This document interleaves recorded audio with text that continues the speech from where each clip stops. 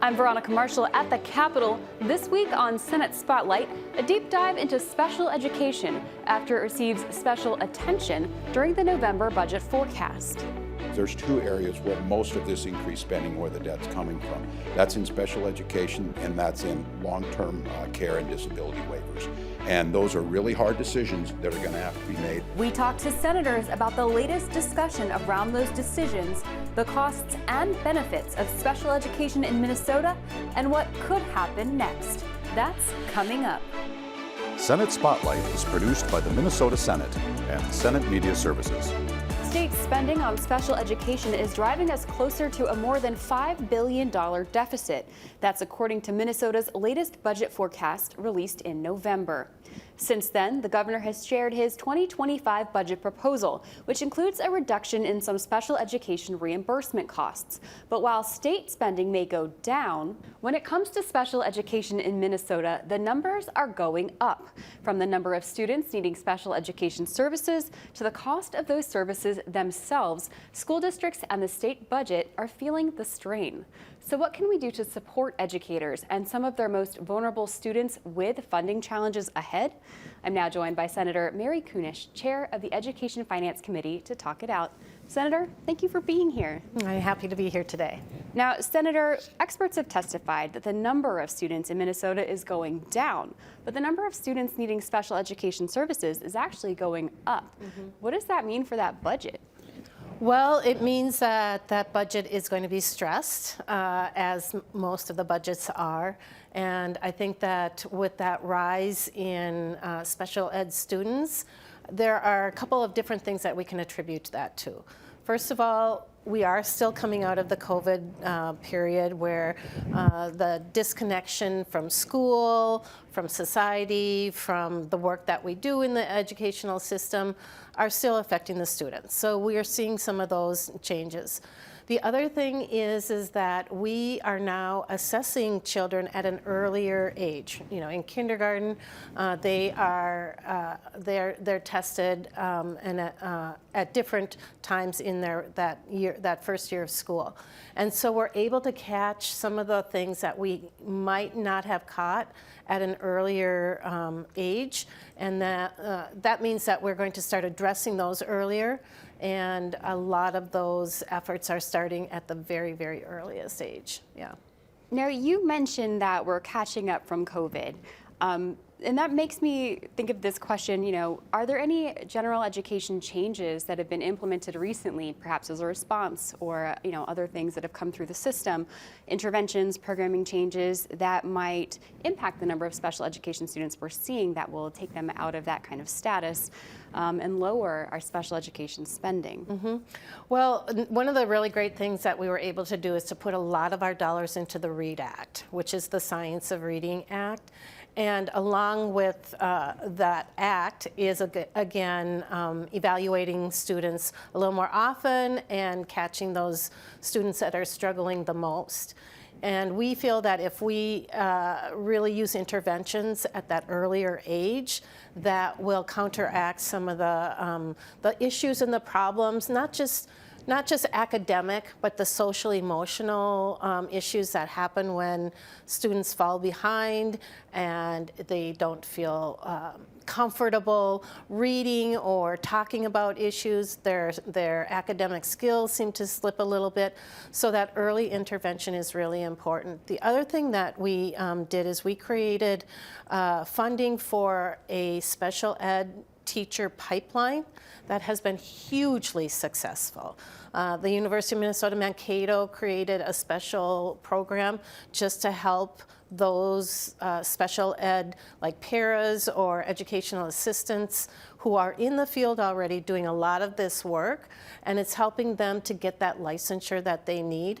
I believe that you know, by the end of this year we might have 30 new licensed special ed teachers in the system, which might not seem like a lot when you look at the need, but that's 30 that we didn't have, and we will hopefully continue to fund those dollars into that pipeline.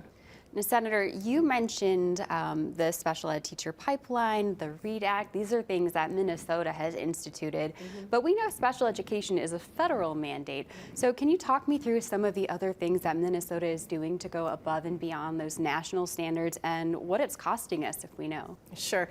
So we know that Minnesota thinks we're all, we are the best of all.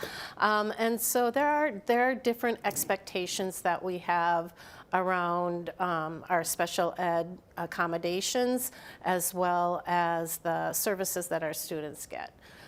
We require a smaller ratio to our teacher to student. Some of the outcomes and the expectations are higher. Along with that, of course, means paperwork.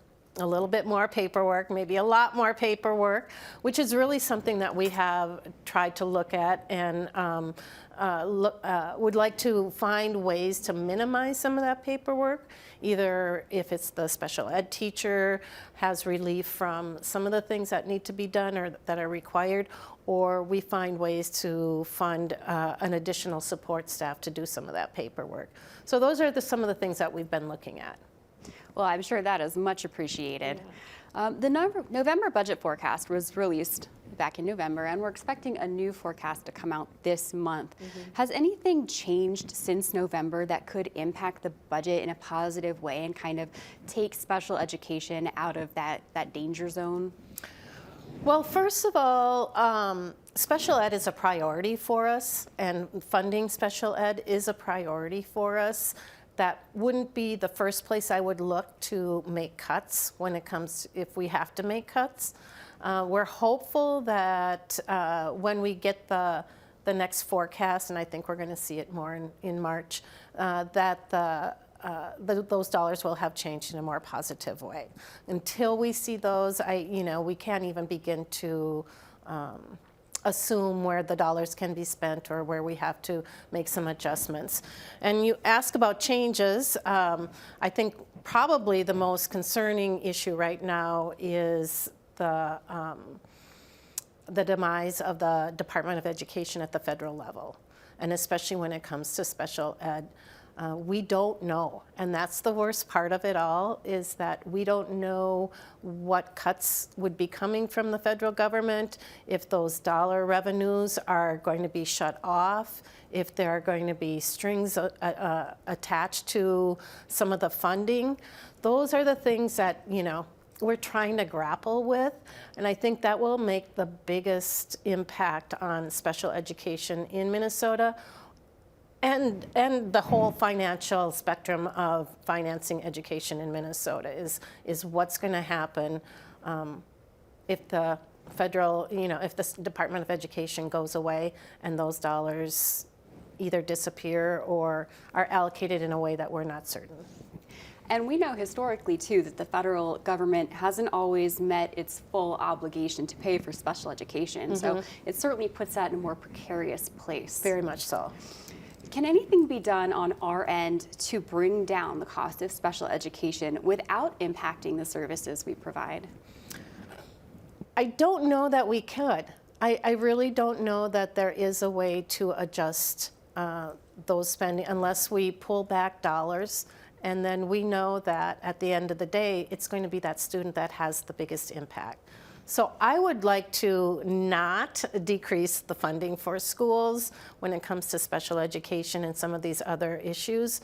But if there are ways to address it in curricular areas, if there are ways for schools to adjust their personnel as far as having, an additional person working with that student, and there might be other ways that schools can utilize their relationship with their community and the community resources to help with the needs of those special ed kids. Yeah, and talk to me about the community. What have you been hearing from parents since the topic of special education and the state's deficit, far out, but it's been mentioned, together. What are you hearing from parents about that? Well, parents are always going to advocate for their kids in the best way. I was a teacher for 25 years. I worked with my special ed classrooms to make sure that they had the resources they needed that I could provide for them. And the one thing I always came out of that is parents are really those students' champions. And so what we're hearing from parents is, please don't minimize the value of my student. Make sure that those services are still available. Oftentimes, special ed families and students create really unique relationships with their teachers and with their aides. And the last thing we want to do is to disrupt those relationships and the security of those students coming in. And so I guess, when I talk to parents about it, I will always say we're going to do the best to at least maintain the level that we have right now in Minnesota. And if there are ways, like this pipeline, if there's a way that we can actually enhance it, we will. But we have to be very careful so that one program isn't at the risk of another program in our school districts. Yeah. In a worst case scenario, if the state did have to dial back some of its funding, who or what might pick up some of that slack? Like, what kind of organizations are out there, private or nonprofit, that parents could turn to? Sure. There are different organizations, nonprofit organizations that really advocate for the special ed students and students with disability. And so I have a feeling that some of them would really kick it up and do what they could to help. If there are federal dollars out there, there are a lot of organizations that come to me and say, we have these, there's a federal grant, would you match our federal grant? Those are the sort of things that I would hope. We have a lot of faith-based organizations that are there to help the schools. And it might be that, again, with the uncertainty of what's happening at the federal level, we might see more and more participation from community after-school programs, the county, the cities. There might be opportunities in that area. Okay. Senator, during a recent Education Finance Committee meeting, Republicans called for reforms in funding, talking about barriers and silos for schools to get the funding that they need where they want it. Mm-hmm. What are your thoughts on that? Well, it's easy to ask for reforms. And when I look at where the dollars go for education in Minnesota, and we talk about silos or budget lines or areas, some of those areas, by federal law, we can't commingle. We can't move from one to the next to the next to the next. But there are ways that we have been looking at the finances of education, thinking about if we really did have to trim this down. And I really hope that that doesn't happen. I hope that the taxpayers come through for us at the end of the day. Where would we have to trim some of those areas? I'm not sure where they are exactly. Anywhere that we do it, there's going to be some group of parents or advocacy saying, no, not us, don't do that. But it could be across the board that there would have to be a reduction in some area, but we certainly don't want it to be at the expense of the students and at the expense of our teachers. That's really what we're here to ensure, that they have the kind of community, the kind of environment, and the funds that they need to do their job. Senator, anything else you'd like to say on the issue? Just that, we are very tuned into the needs and the unique situation of our special ed and our kids with disability.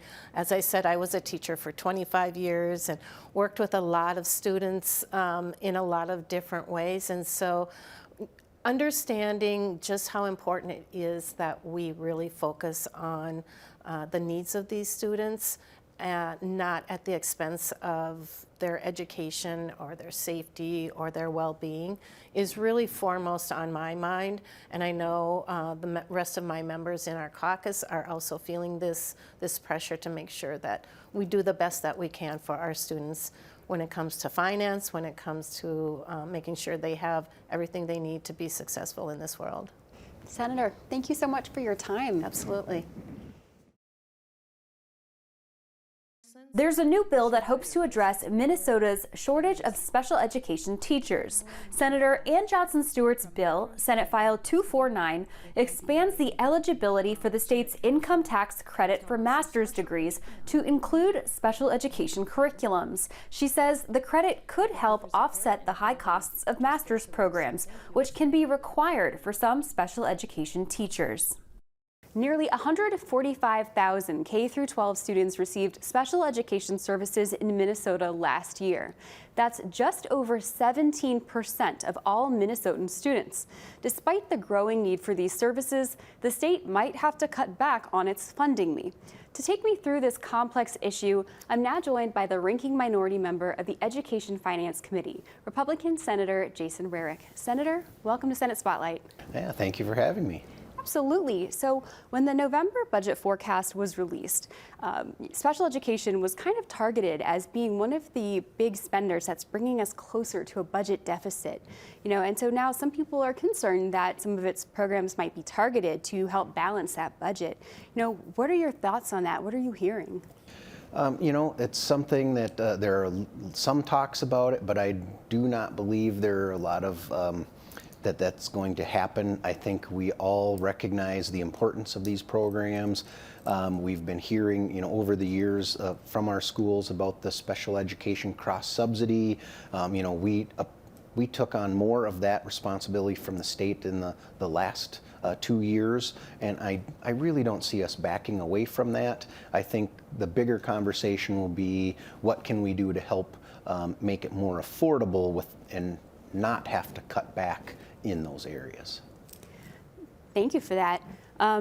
We also know that a majority of the E-12 Education General Fund budget goes towards general education, not special education.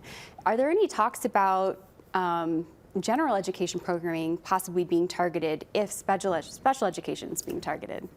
I have not heard any of that discussion. Again, I think what I relate this to in both the general education and the special education is looking to give school districts more flexibility with how they manage programs and then their spending in those areas.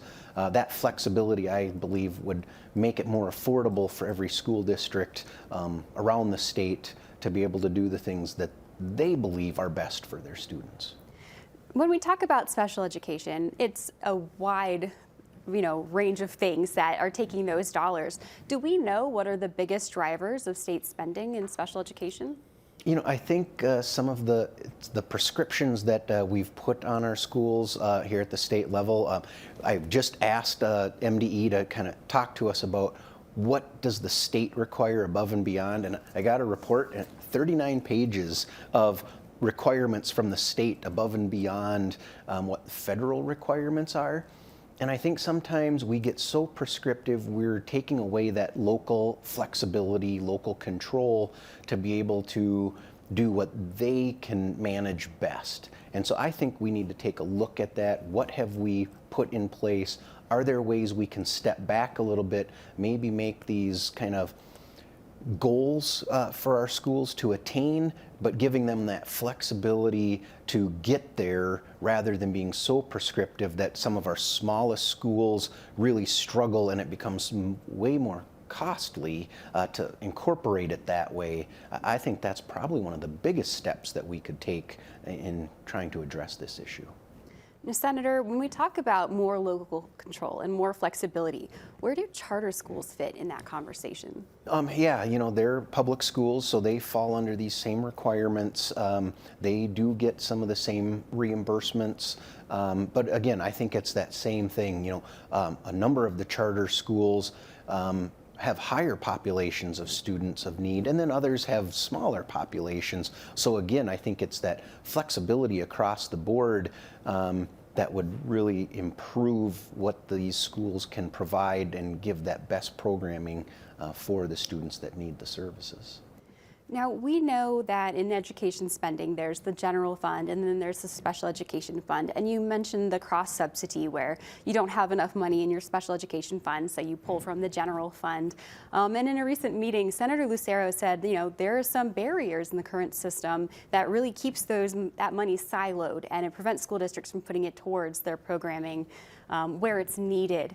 Can you talk to me a little bit about some of those barriers that are there? Yeah, that's something that we are so guilty of at the legislature. Somebody comes forward with an idea, and in and of itself, it can be a very good idea. We pass it through, make it a requirement on all school districts, and we tie funding maybe to that, or some reporting issues, and funding is tied specifically to that. Some schools can't make it happen and they lose the funding. Some schools maybe were already doing it and the funding thus gets lost because of the fact they were already doing that, and the funding was for new positions or something. So I think that's what we need to be willing to take a step back as a legislature to say, again, what are some of these ideas? Is it something that should be spelled out so specifically as we put it onto the school districts at the local levels that they suddenly have no flexibility, no ability to move money from one account to another where their highest needs are? I think that's something we absolutely have to step back from and look at these next 2 years. It's imperative for our schools. We've heard from them over and over how they're struggling to make the new mandates work, how they're all going into the red with what's happened. If we don't do something, they could be hurting. Yeah, I've heard before that one size fits all doesn't always work, across all subjects and policies. And it sounds like a lot what you're saying. When it comes to special education programming, we're putting a lot in financially. What are we getting back? What results are we seeing from that investment? And what are we considering success in that arena?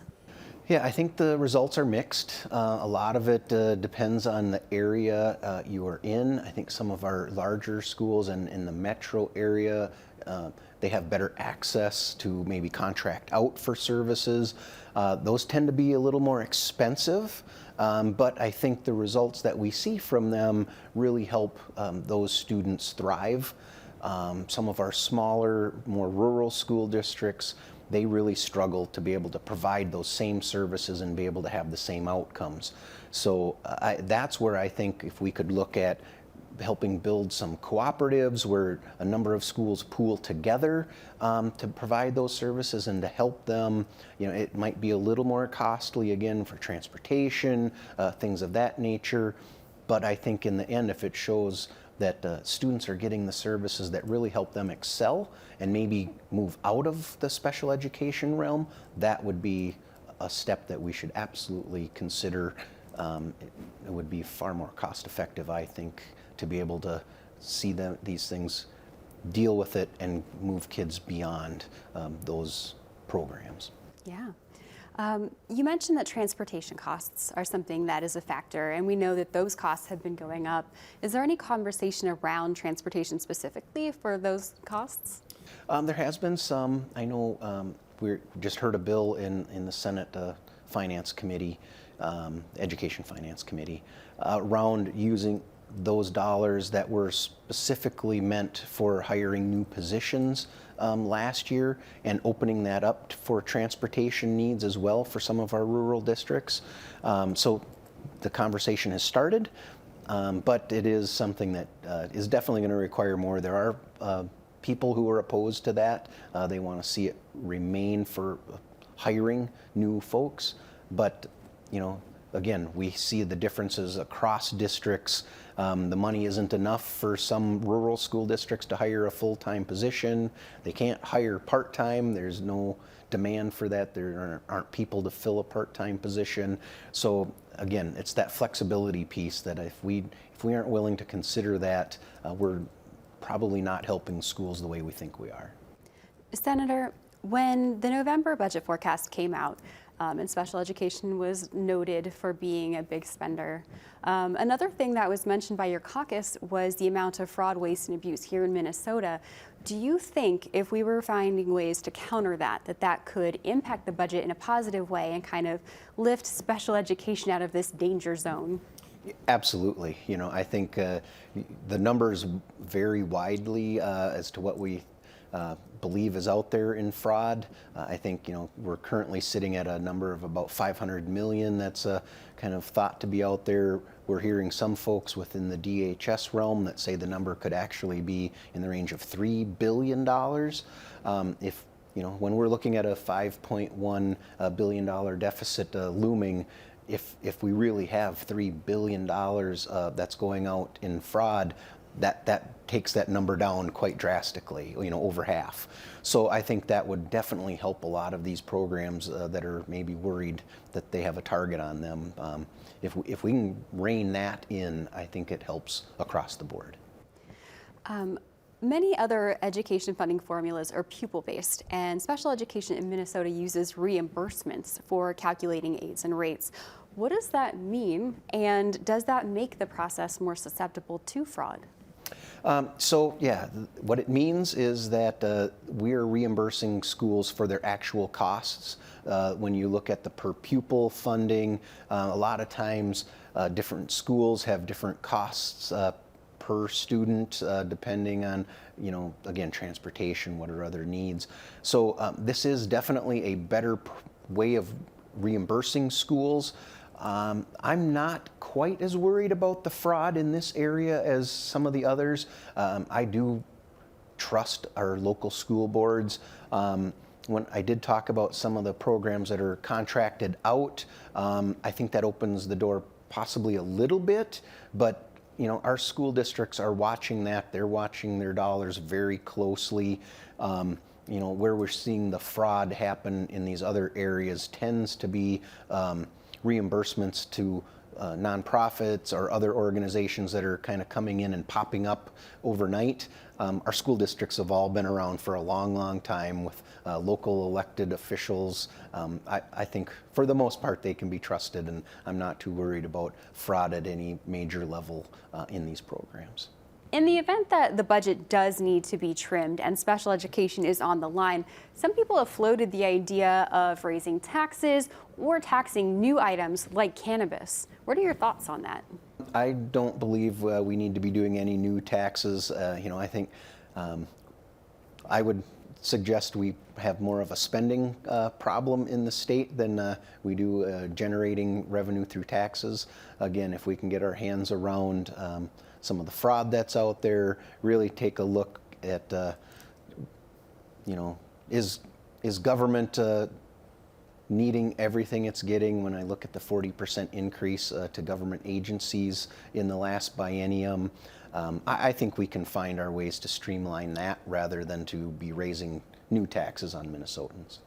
Senator, any final thoughts on this topic?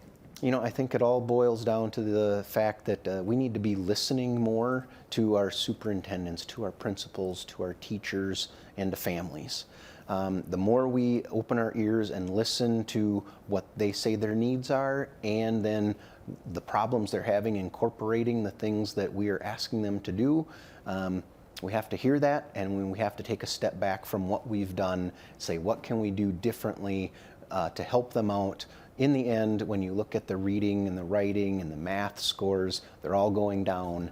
I believe our local teachers and our local school boards have our students' best interests in mind, and we need to give them the flexibility to be able to address their local needs. I think that's how we turn it around. Thank you, Senator. Appreciate your time. Yeah, thank you again for having me.